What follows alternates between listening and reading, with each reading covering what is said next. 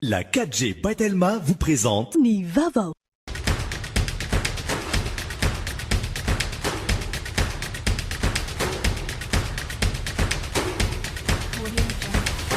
Noltranao ny fampalalam-baovao.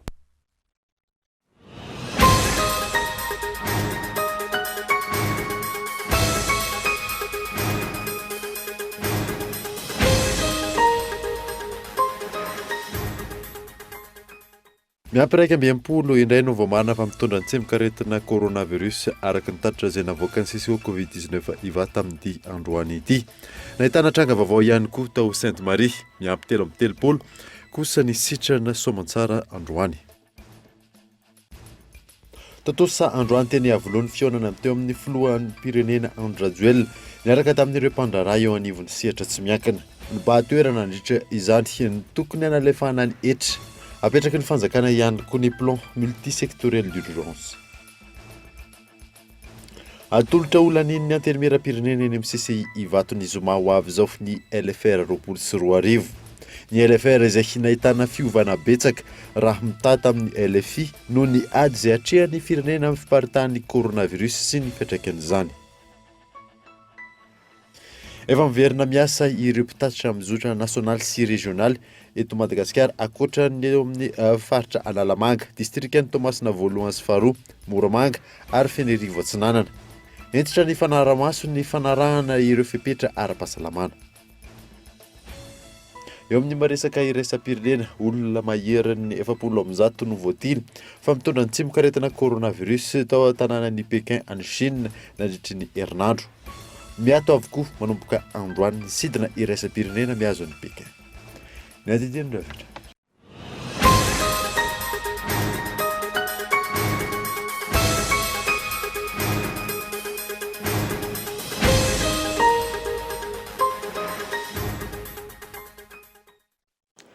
Finaritra tompoko lasy tompoko vavy fotoana vaovao eto amin'ny Kultivika Manasanoara anaraka izany hatramin'ny farany.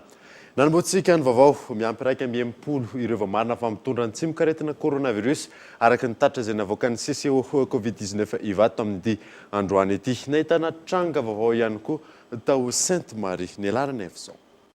Araka ny tatitra avy any anivon'ny CCO ivato ny tolakandro teo, ny ampiraika ambiham-polo ireo olona voamarina fa mitondra ny tsemikaretina coronavirus eto Madagasikara.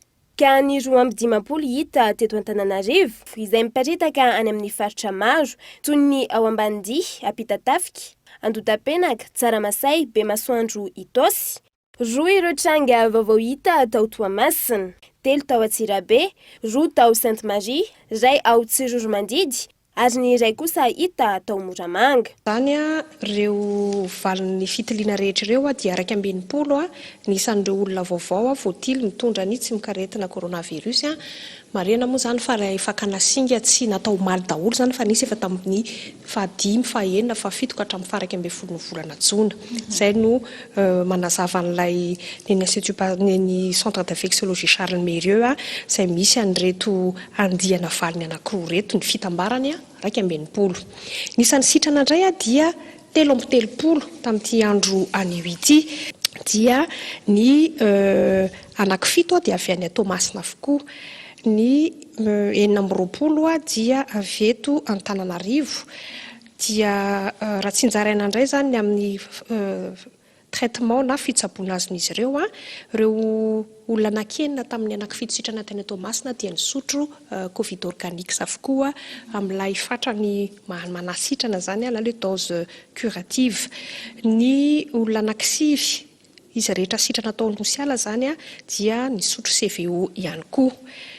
Misy foana ny fakana singa ho an'ireo olona ahina fa mitondra ny valanaretina. Miankina amin'ny fandaminan'ireo laboratoara miisa 3 indray kosa ny fitiliana ireo singa izay azo ireo. Betsaka zany ilay fakana singa rehefa mibetsaka ny fakana singa tsy maintsy tiliana avokoa.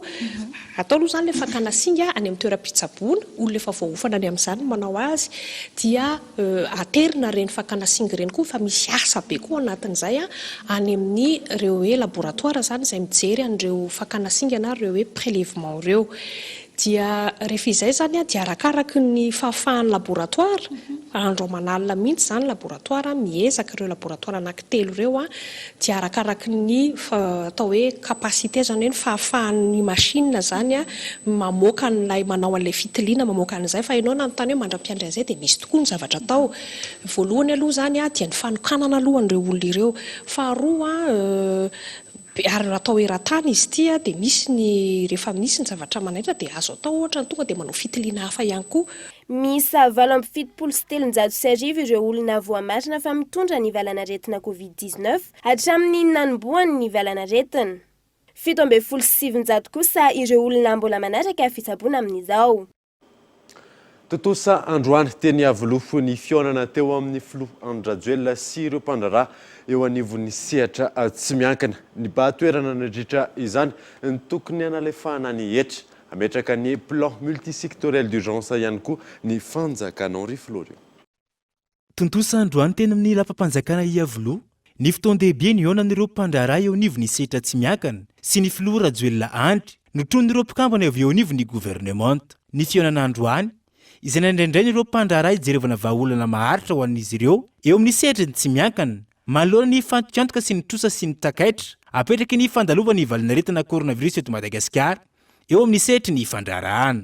Ny fantoka tamin'ny fandiniana ireo fepetra tokony ho raisina hitandrona ny toe-karena sy ny fehina ara-tsosialy sehatra roa izay mifampiankina tanteraka ny fotoana tamin'ity androany ity. Naneho ny fahavononany anampy ireo sehatra tsy miankina ny fitondram-panjakana malagasy mba ahafahana manampy azy ireo. Ny coronavirus dia anisan'ny fiantraikany betsaka raha ady ara-pahasalamana no atrantsika. Dia ankehitriny dia misy fiantraikany ara-ekonomika sy ara-sosialy izany ady ara-pahasalamana izany. Inona ny olana zay nanao manoleka teo hoe vonona ny fitondrana anamora ny fahazahoana ny mpandraraha malagasy eo amin'ny resaka tanana. Anamora amin'ny resaka fananaganana zay sarotra tokoa amin'ny resaka contentement zay hoe le lourdeur administratif zay mampikatso ny fampandrosoany ny firenena. Afarany amin'nareo dia tsy misy tsony monopole eto amin'ny firenena. Vonona izay ifametanana ary anambenareo mba hampandroso an'ity firenena.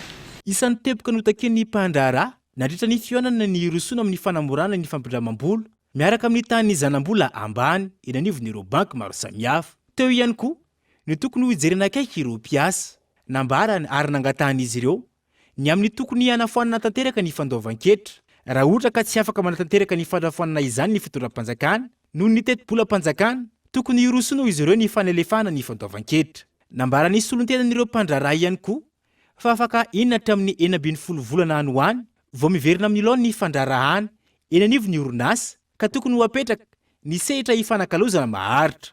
Anjatony maro ireo orinasa voadona mafy vokatry ny fianaky ny valan'aretina Covid-19 hapetraky ny fitondram-panjakana malagasy hamahana ny olana iainany fandraharana ankilany ny plan multisectoriel d'urgence na ny drafitra maro lafy hiatrehana ny toe-karena ho famahana ny olana izay iarahy miasa amin'ireo mpandraharaha. Misy ihany koa ireo fepetra noraisy ny fitondram-panjakana amin'ny fanemorona sy ny fanalefahana ny fandoavan-ketra izay mavesatra amin'ireo mpandraharaha. Ny drafitra maro lafy dia ametrika ny siapiarina makasika ny fizahantany, fitaterana makaraka sy ny orinasa afakaraka ho laham-pahamerana manokana. Ka dia ajanona aloha ny fandoavana ny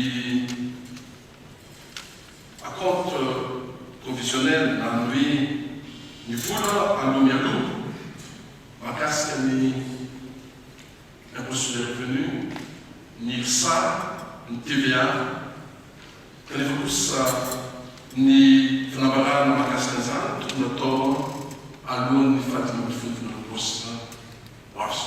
Ny faharoa dia ireo hevitra tambatra na ny synthétique dia ahantona aloha ny fanambarana sy fandoavana azy hatramin'ny fahatelo amin'ny folompony aogositra fotoana tsy akio. tafiakatra zato isan-jato ankehitriny ny fantoantoka ho an'ireo mpandraraha misehatra eo amin'ny fizahantany, sehatra iray izay isany mampidibola betsaka ao anatin'ny kitapobolam-panjakana. Manodidina ny 900 isan-jato kosa ny fantoantoka ho an'ireo orinasa afakaba isan'ny mampiasa malagasy betsaka indrindra. Misy amin'ireo orinasa no voatery niroso tamin'ny fandefasana somasy teknika, vokany maro amin'ireo malagasy nitojo fahasahiranana sy very asa tanteraka. Fehinkevitra maro lafa araka izany no andrasana. Aorian'ny ty fiona ny tototsian'androany tena amin'ny lampam-panjakana Iavoloha ity, raha ny tapany faharoa izay tsy azo ny mpanao gazety natrehany, fotoana izay nametrahan'ireo mpandraraha fanontaniana sy nitondrana izy ireo fanamariana teo amin'ny filoha Repoblikan'i Madagasikara sy ireo mpikambana avy eo anivon'ny gouvernemanta. Atolotra olanina eny amin'ny anteny mera-pirenena ny Zoma hoavy izao ny LFR 24. Ny LFR izay nahitana fiovana BDB raha mita amin'ny LFI noho ny ady izay atrehan'ny firenena amin'ny coronavirus sy ny fiantraikany izany. Gaetan Andriatsilavo.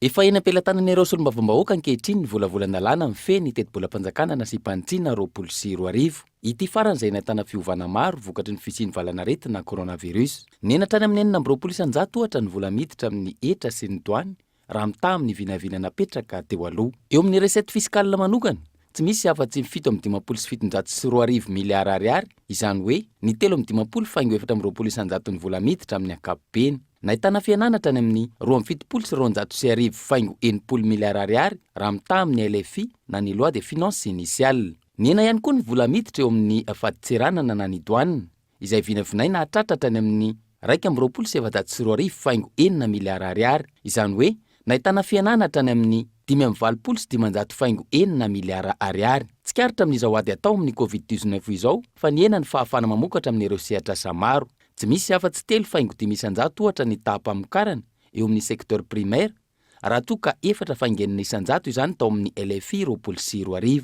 Isan'izany ny sehatry ny fambolena, fiompiana sy ny jona. 2.3 isan-jato kosa eo amin'ny sektor secondaire, raha toa ka 7.4 isan-jato izany tao amin'ny LFI 24. Ohatra amin'izany ny textile, industrie sy ireo fananganana fotodrafitrasa. Ny ena latsaky ny 4.4 isan-jato kosa ny sektor tertiaire, raha toa ka 5.2 isan-jato izany tao amin'ny loi de finance initiale 24. Tafiditra anatin'izany ohatra ireo hôtely, restaurant, fitaterana, varotra sy fifanakalozana.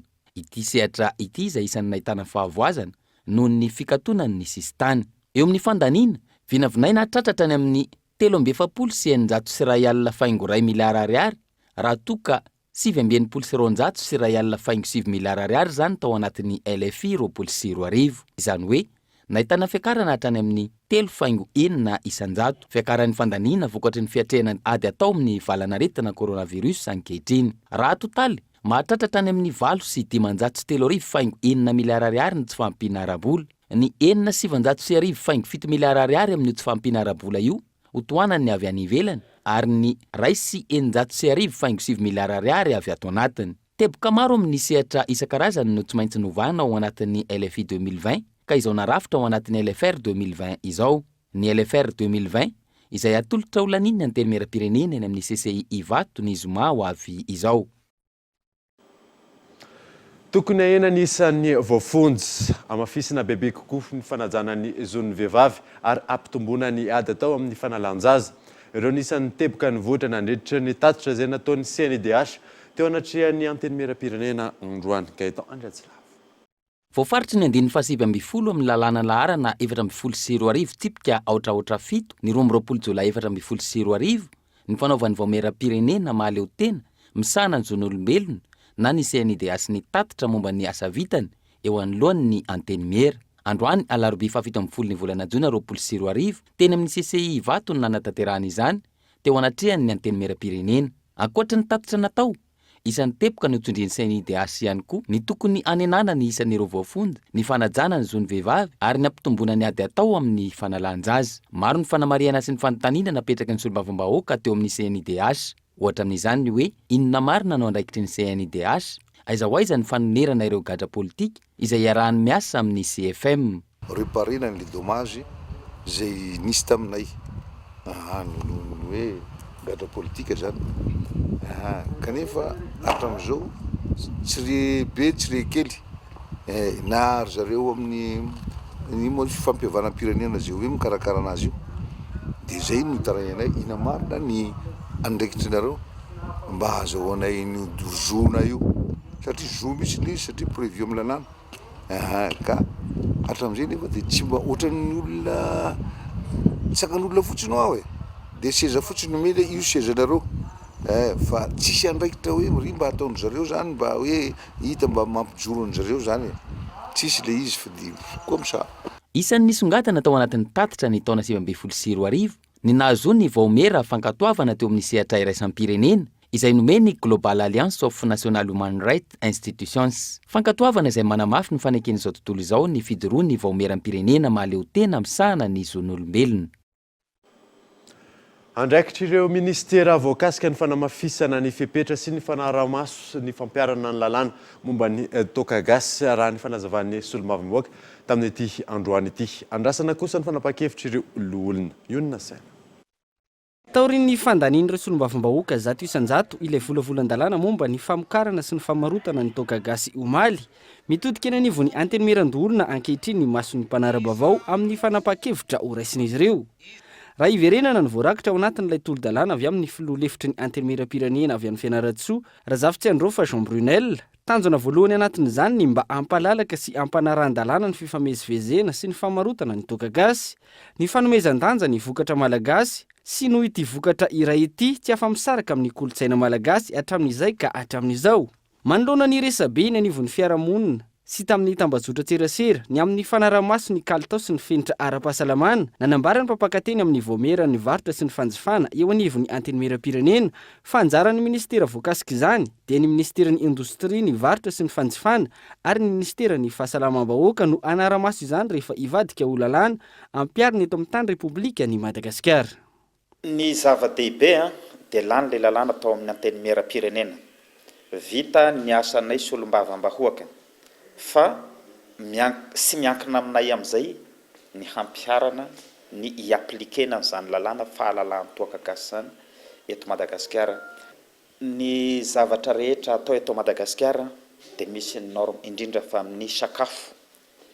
Ny toaka dia zavatra azo sokajiny ihany koa miditra any ambava ka misy ny ministeran'ny varotra sy ny fanjifana angamba no tompona andraikitra voalohany amin'ny fagnarahamaso ny norme an'izany toaka gasy zany eto Madagasikara. Izay inona fa sy hipetra-posiny zareo fa hitsangana hagnampy satria izay no napetraka ao anatin'ilay lalàna hoe ny fanjakana malagasy dia manampy ny vahoaka malagasy mpanamboatra toaka gasy mba hafantarany ny vahoaka ny atao hoe norme. Raha ny fanazavana hatrany tany amin'ny taona 90 no nisy ny lalàna momba ny toaka sy ny zava-mahadomelina teto Madagasikara ka nandrara ny famokarana sy ny fanjifana toaka gasy. Anova fari-piainan'olona maro ny fisian'ity volavolan-dalàna ity ary anatsara ny fampidiran-ketra amin'ny kitapom-bola-panjakana raha mizotra araka ny tokony ho izy. Ny fivoahany io lalàna io tonga dia magnova ny fidiram-bola ny vahoaka tena hoe le koso farany madinika indrindra eto Madagasikara. Tsara hazava ny vahoaka malagasy fa sy misy toaka mahasalama na iray aza na ny avy any velany io na ny vokarina eto an-terra na nampandraharaha matanjaka eny fa na ny toaka gasy zay voanazy fahalalàna tao amin'ny antenimera-pirenena io. Angamba azo hitarafanjavatra igny fifidianana tao amin'ny antenimera-pirenena igny. Voasolo tegna tao avokoa ny faritra romborapolo tamin'ny présence ny hery politika rehetra koa eto Madagasikara izahay GPR ny nanolotra ny tolo-dalàna IRD zay tonga maro tao ny tiako Madagasikara ny non affilié samby mitambatra tamin'ny fampandaniana n'izany lalàna zany ka ataoko angamba anjaran'ny mpitondra ny mampifagnaraka ny etaetam-bahoaka sy ny lalàna. Tombony amin'ity volavolan-dalàna ity raha ny toa-kevitra ireo solombavambahoaka hatrany ny fahafahana mamokatra angova amin'ny toaka gasy eo ihany koa ny gel désinfectant sy ny alcool izay ilaina amin'izao vanim-potoana lalovan'ny firenena izao. Fanontaniana mipetraka ny hoe ina no fepetra raisin'ireo tompon'andraikitra isa-tokony amin'ireo ayay ny olom-pirenena ny amin'ny hoe ahoana ny fanaramaso ireo toaka gasy rehefa ho vokarina fa ho latsaky ny 440 degré avokoa. Eo ihany koa ny hoe ahoana no ataon'ny fanjakana amin'ireo olona maro nahiditra ponja vokatry ny famokarana na fivarotana toaka gasy teo aloha. Lafim-baovao hafa kosa indray ho fantatra amin'ity herinandro ity ny tompon'andraikitra amerina amin'ny laoniny ireo lalana voakitika noho ny fampidirana rano miantarandriana. Toerana maro ahitana fampidiran-drano no ahitana lavaka tsy voaverina amin'ny laoniny eny amin'ny lalany eto Antananarivo. Manoloana io toa ny fivoriana ny iraisana ny toto-sain'ny DRTP Analamanga sy ireo tompon'andraikitra samihafa. Tapaka fa izy fepetra ho raisina. Amin'ny herinandro ty tsy maintsy ho voafaritra hoe izy ny tena tompon'andraikitra anao an'ny asa dia anjarany jirama zay. Dia rehefa tonga zany zay fanapahan-kevitra zay hoe ireto ny olona anao ny asa dia midina amin'izay zay manao ny contrôle araka ny fanarahana. Ka mampafantatra anareo zay manana rano ampidirina n'ireo axe ireo zany zay mba hiaritra kely tika satria fanatsarana natao mba tsy zakanareo ny atao hoe vola miala aminareo koa satria indraindray itsika mpanjifa no mamerina n'ilay asa eo na dia efa hita hoe ao amin'ny deviara ao koa moa ny devia tsy misy an'izay dia efa isy fandaminana ho apetraka ka ialana tsiny aloha aminareo zay manjifa mba somary hiandry kely fa tsy maintsy voavahanay ny olana. Ny lalana zany efa misy ny plan zay omeny ny entreprise nanatanteraka ny asa dia atao ny agence routier zay tompon'andraikitra voalohany mety dia efa misy plan voaka tany amin'ny zareo dia io tsy maintsy arahana tsakany sy andavany. Efa nisy ireo asa tsy maintsy nahato aloha raha ny fanazavana trany. Isan'izany ireo lalana ao amin'ilay hoe sortie de Tana, RN1, RN2, RN4, RN7 ary ny Axitosy. Tahaka ny fanamboarana fotodrafitrasa izay sahan'ny ministera ny fanajariana ny tany sy ny asa vaventy any amin'ny faritra maro. Tsy maintsy manaraka ireo fitsipika ara-pahasalamana ihany koa ireo manatanteraka asa eto Antananarivo sy manodidina. Androany nidina ifotony nanaramaso izany DRTP Analamanga. Miantarandriana. Tsy maintsy atao lahara-pahamehana ny fanarahana antsakany sy andavany fepetra ara-pahasalamana napetraka ny fitondram-panjakana hisorohana ny fiparehany valanaretina coronavirus eny amin'ireo toerana anatanterahana asa maro samihafa.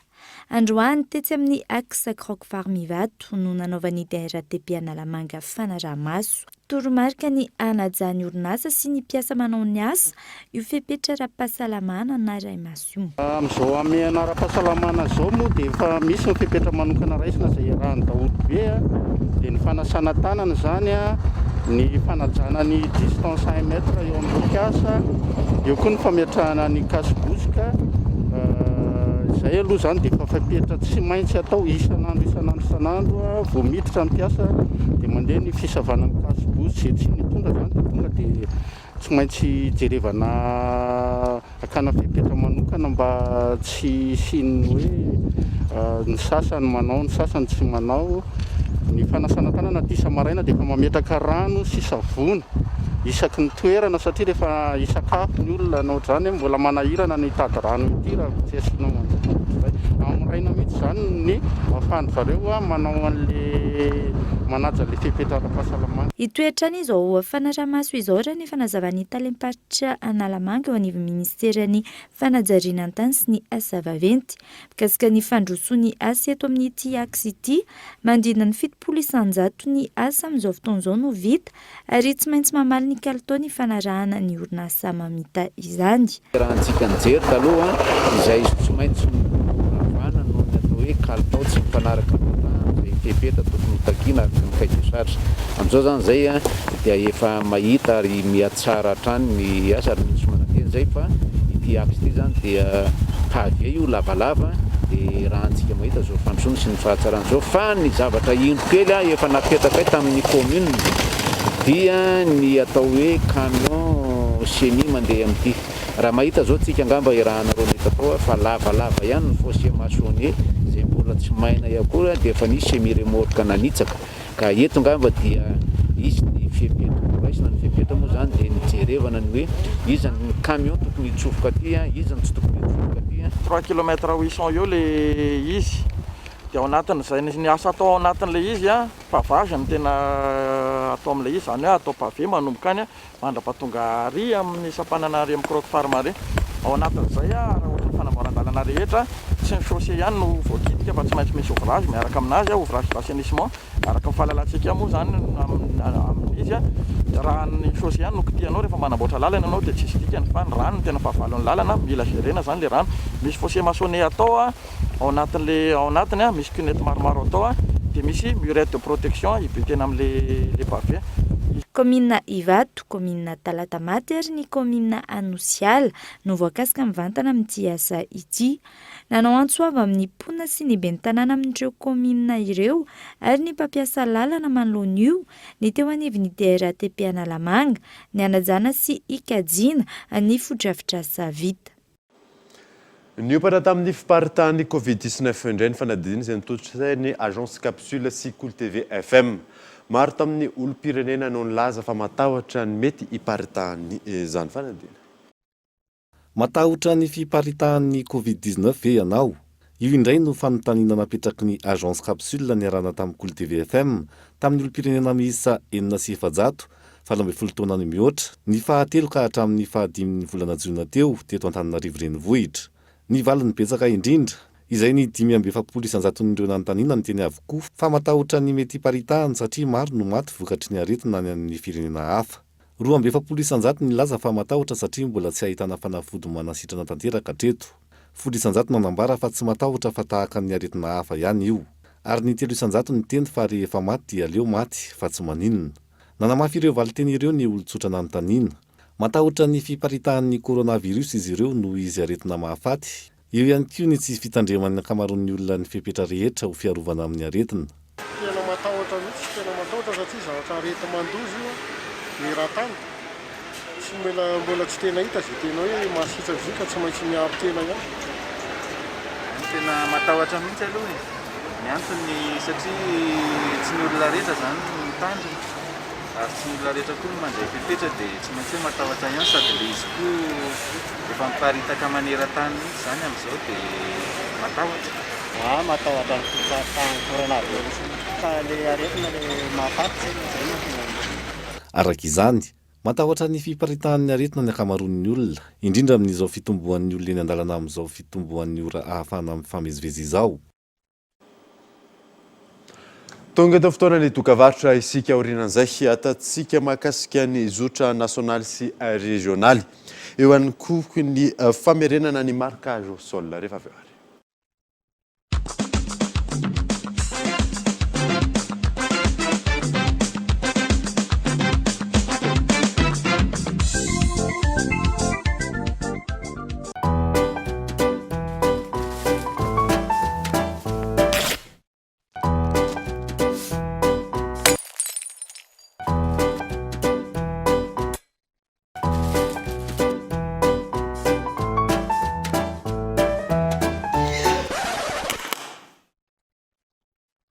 Résistant et sympa comme ton papa. Pour la fête des pères, profitez de 20% de remise sur tous les smartphones Telma. Et le Titan est à seulement 149 000 TTC. Rendez-vous vite en Telma Shop.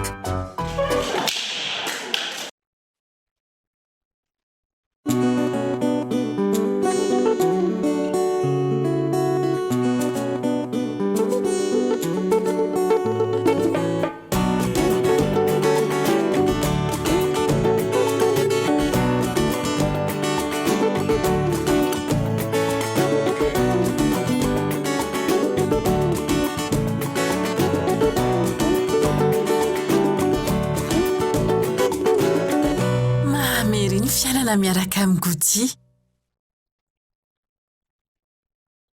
Siro vaovao, masky épicé.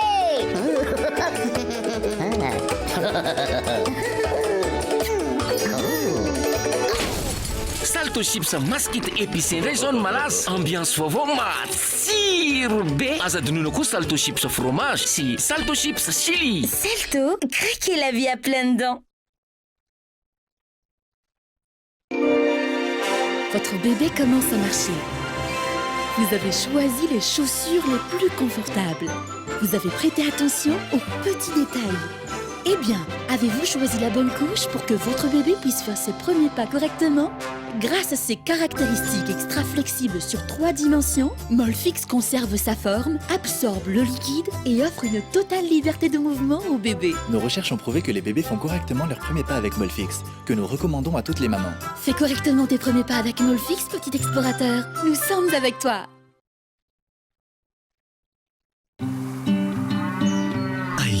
maitso, tany manan-karena,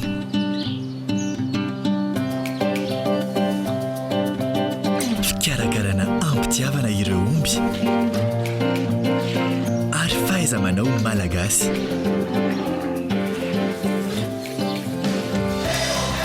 Ireo ihany no ilainy sokole mba hanomezana anao ny tsara indrindra.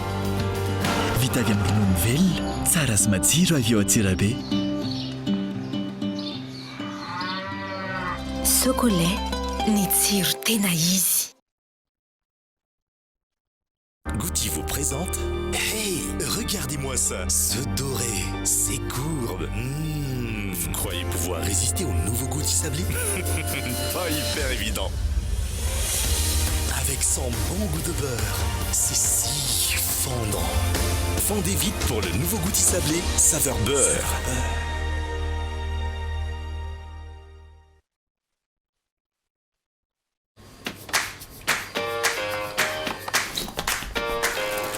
One, two, three, four. What are you waiting for? Come on, follow me. Come on, dance with me.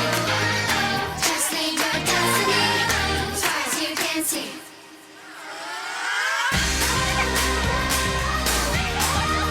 Du bon lait, une crème onctueuse. La vie, ça se dévore comme un kiwi. Alô, Atica! Fectou, camarada? Oi! Ah ouais!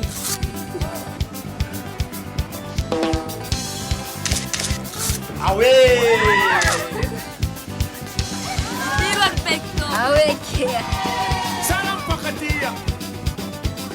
Pecto, Zaza! Oi! Mam Pecto! Pecto! Manafana ny tontolo andronao? Ah ouais!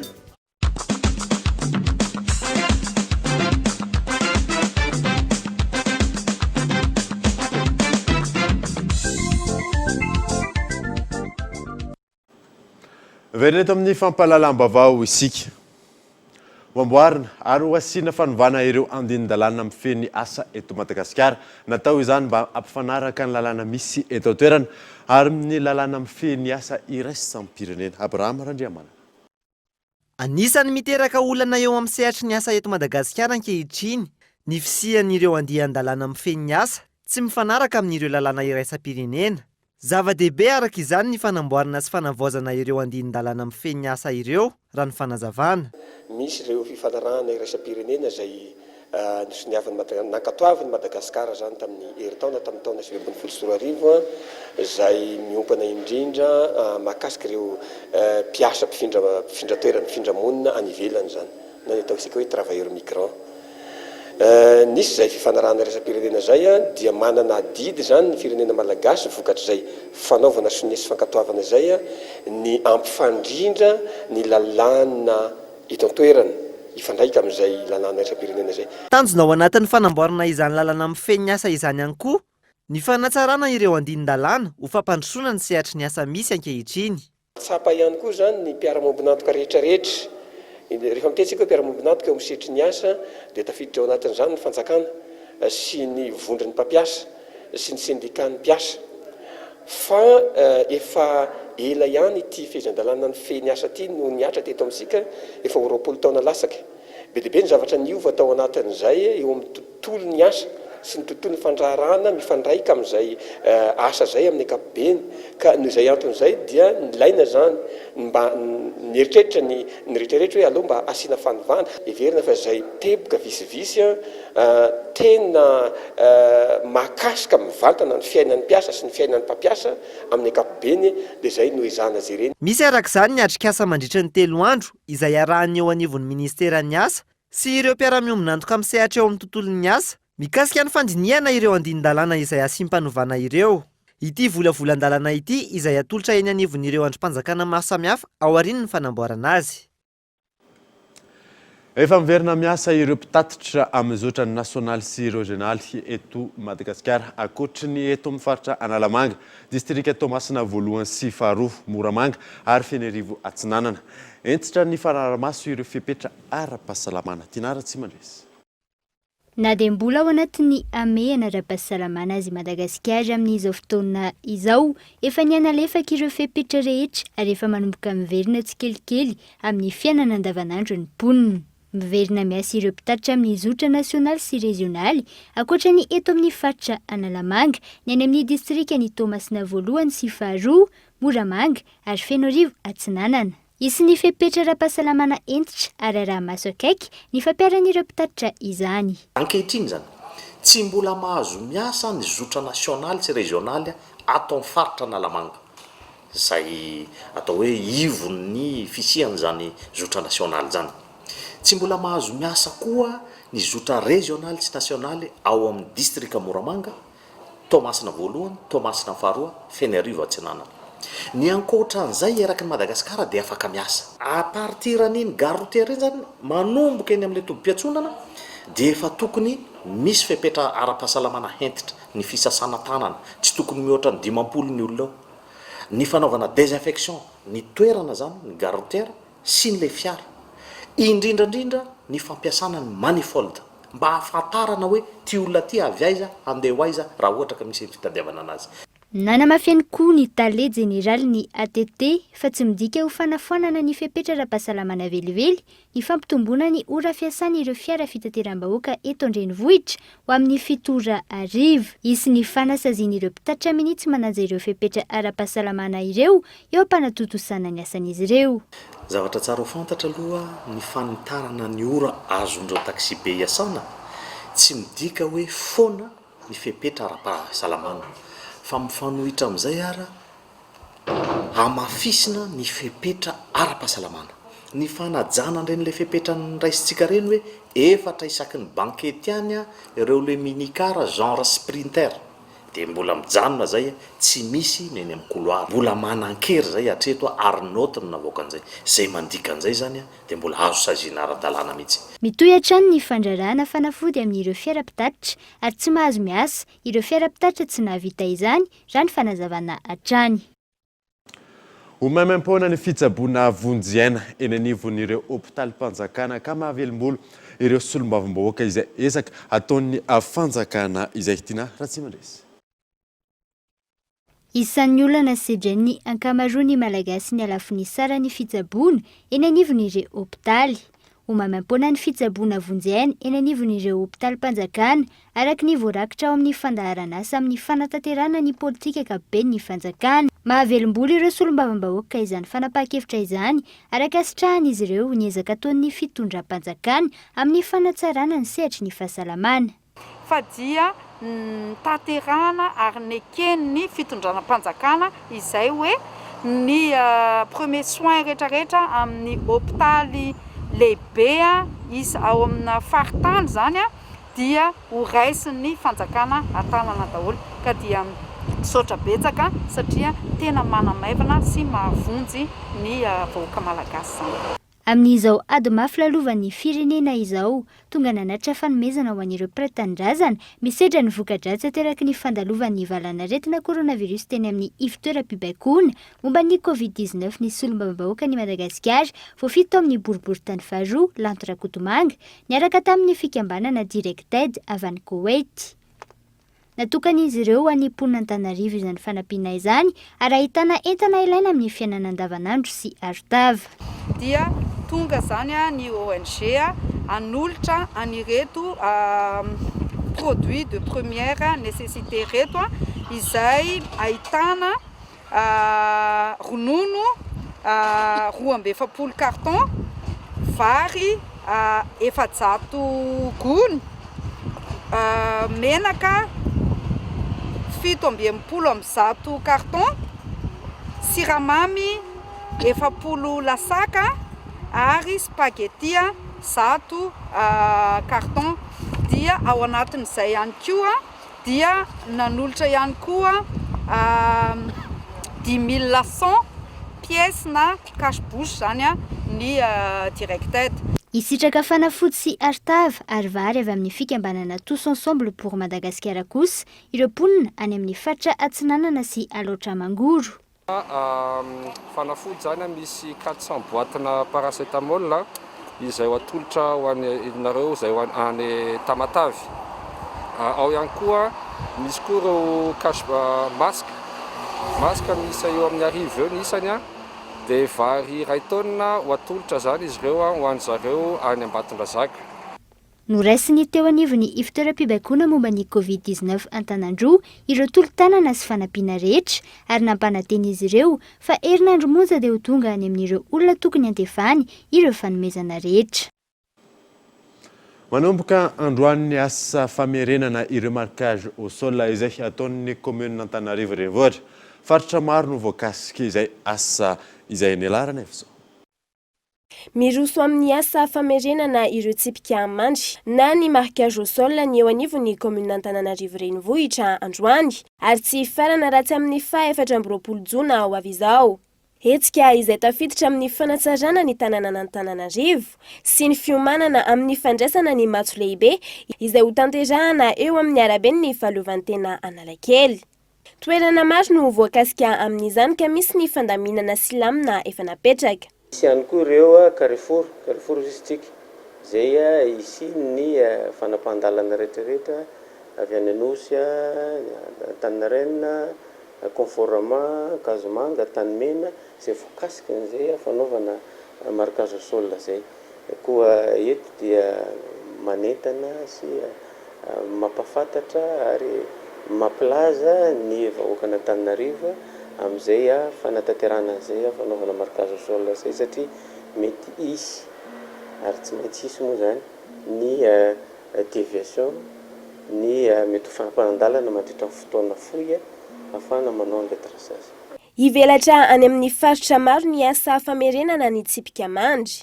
Anazy sy ny fitaizana an'ireny marquage au sol ireny no raisin'ny commune be Antananarivo Antanana. Ho an'ny faritra izay tsy maintsy ataony eto amin'ny direction de transport sy ny mobilité urbaine dia reny no raisinay tanana ary mitatra ireo fa tsy eto amin'ny afovoany any zany. Mitatra ary efa nanao an'izany izahay teo talohany zao fa kalazana ny 20 taona ny fahaleovan-tena ireo efa nisy ireo marquage au sol natao belabe no an'ny passage piéton aloha zany nanomboana azy satria asa tadidinareo tamin'ny sensibilisation natao mahakasika amin'ny fampiasana an'ireny passage piéton ireny. Tsara ny mahafantatra fa isany manampy betsaka ireo mpandeha fiara sy ireo mpandeha tongotra ireo tsipika mandry na ny marquage au sol ireny. Raha ny hita amin'izao fotoana efa maro ireo mpamily sy mpandeha tongotra manaja ny fitsipika, isan'izany ohatra ny tsy fiampiatana raha tsy eny amin'ireny toerana efa voatokana ireny. Ary ireo mpamily kosa maro no mijanona rehefa misy ny olona miampita. Hodiovina avokoa ny lakan-drano manerana ny fokotany 20 eto Antananarivo renivohitra. Olona 20 isaky ny fokotany tsirairay avy no nalaina anatanteraka izany Gaëtan Andriatsilavo. Ho famerenana amin'ny laony ny fahadiovana eny anivon'ny fokotany misy 20 manerana ny commune Antananarivo renivohitra ho fitinjovana ny fahasalaman'ny mponina indrindra amin'izao fisiany valanaretana Covid-19 izao. Natomboka ny 12 Jona 2024 lasa teo ny fanadiovana IMO na ny haute intensité de main d'œuvre sy ny RF2 na ny rafitra fidiovana sy fanadiovana andiany voalohany eny anivon'ny fokotany izay nokarakarainy eo anivon'ny commune Antananarivo renivohitra.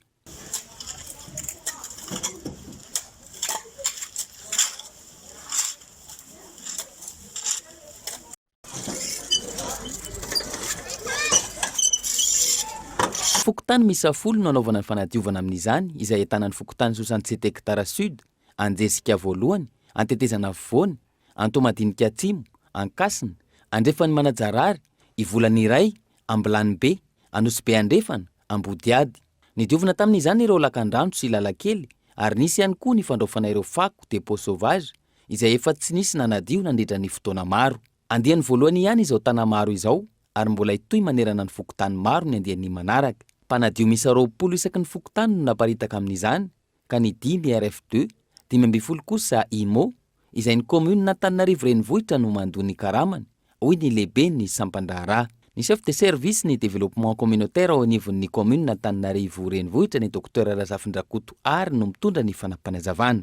Ny tsara patsahivina fa ny retolo rehetra zany dia mandray ny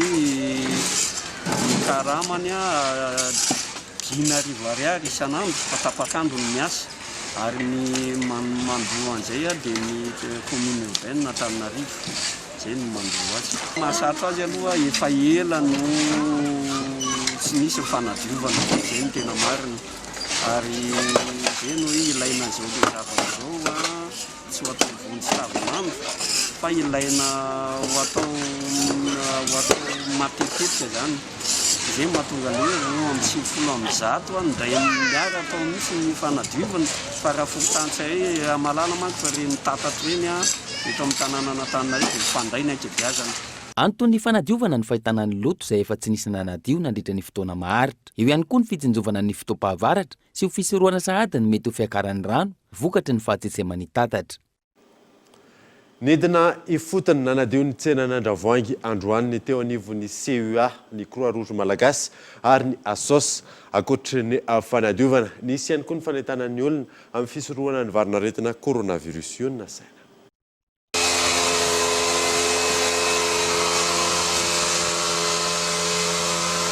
Taorin'ny fiverenany tsena isan-kerinandro nanatanteraka fanadiovana sy fandrarana fanafody teny amin'ny tsenan'Andravoahangy androany ny teo anivon'ny commune Antananarivo renivohitra sy ireo mpiara-mombona antoka aminy ny Croix Rouge Malagasy sy ny ASOS.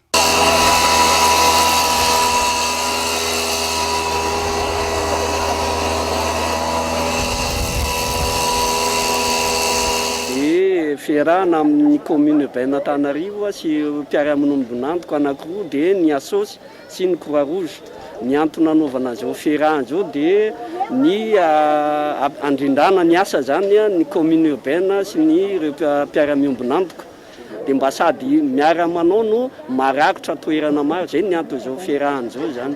Ny ao anatin'ny commune zany amin'ny resaka tsena izy miantoka ny fanadiovana ny tsena madio zany hoe ny famafana ny tsena fanalana ny fakorehetrarehetra ny tsena. Dia ankoatran'izay ny Croix Rouge aorinan'izay dia manao ny resaka désinfection amin'ny famindrana amin'ny fanafody eny anivon'ny tsena.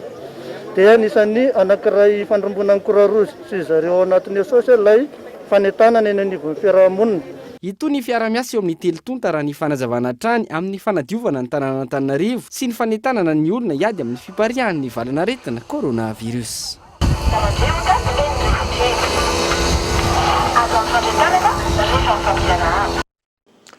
Maresaka iraisam-pirenena olona mahery 400 no voatily fa mitondra ny tsimok'aretina coronavirus tao Pekin Chine nandritry ny herinandro miato avokoa nanomboka androany ireo sidina iraisam-pirenena miazo ny Pekin. Fanadina. Mahery 400 ireo olona voatily fa mitondra ny tsimok'aretina coronavirus ao amin'ny tanànan'ny Pekin any Chine nanomboka ny alakamisy lasa teo. Manoloan'izany nanapa-kevitra ny hampiato ireo sidina iraisam-pirenena sy ireo sidina anatiny ny fitondram-panjakana ny antoerana. No hidiana ihany koa ireo sekoly sy ireo toeram-pisakafoanana ao amin'ity renivohitra Chine ity nanomboka androany. Mihiboka ary tsy afaka mifandray amin'ireo faritra hafa araka izany ireo mponina any antoerana. Napetraka ireo fepetra ireo isorohana ny fiparitahan'ny valanaretina raha ny nambara ny tompon'andraikitra. Fantatra mantsy fa avy amin'ny tsena iray tany antoerana no niparitahan'ireo tranga vaovao ireo. Dia iny maresaka iraisam-pirenena menakatona vaovao tamin'ity androany ity ankasitrany ianao nanaraka izany soafa tsara atao.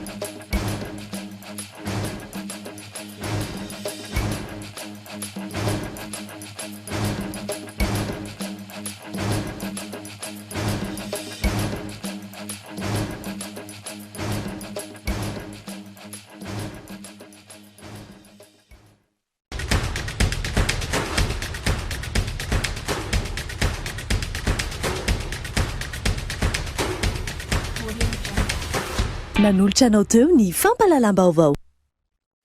La 4G by Telma vous a présenté Ni Vavao.